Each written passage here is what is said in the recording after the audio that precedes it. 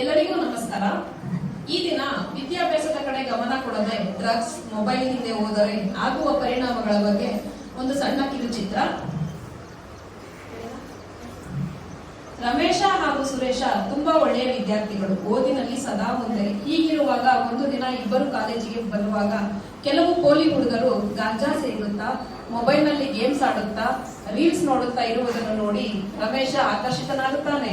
ಅವರ ಜೊತೆ ಸೇರಿ ಅವನು ಅವರಂತೆ ಆಗುತ್ತಾನೆ.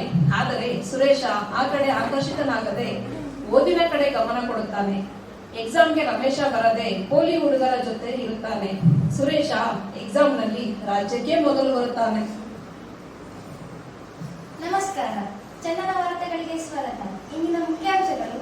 ಈ ಬಾರಿ ನಡೆದ ಪರೀಕ್ಷೆಯಲ್ಲಿ ತುಮಕೂರು ಜಿಲ್ಲೆಯ ಶಿರಾ ತಾಲೂಕಿನ ಬರಗೂರು ಗ್ರಾಮದ ಸರ್ಕಾರಿ ಕಾಲೇಜಿನ ವಿದ್ಯಾರ್ಥಿಯಾದ ಸುರೇಶ್ ಅವರು ರಾಜ್ಯಕ್ಕೆ ಪ್ರಥಮ ಸ್ಥಾನ ಪಡೆದಿದ್ದಾರೆ.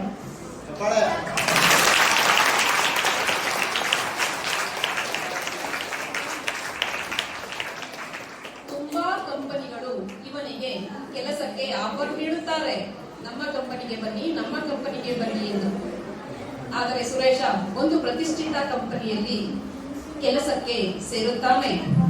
ಇದನ್ನು ನೋಡಿದ ರಮೇಶ ತನ್ನ ತಪ್ಪಿನ ಅರಿವಾಗಿ ಪೋಲಿ ಹುಡುಗರ ಸಹವಾಸ ಬಿಟ್ಟು ಕೆಲಸ ಹುಡುಕಲು ಶುರು ಮಾಡುತ್ತಾನೆ.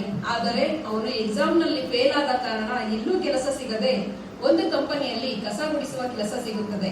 ಆದರೆ ಅಲ್ಲಿ ನೋಡಿದಾಗ ಆ ಕಂಪನಿ ಮಾಲೀಕ ಸುರೇಶ ಆಗಿರುತ್ತಾನೆ. ಹೇಳಿ ಮಕ್ಕಳೇ, ನೀವು ಸುರೇಶ ಆಗಬೇಕಾ, ರಮೇಶ್ ಆಗಬೇಕಾ?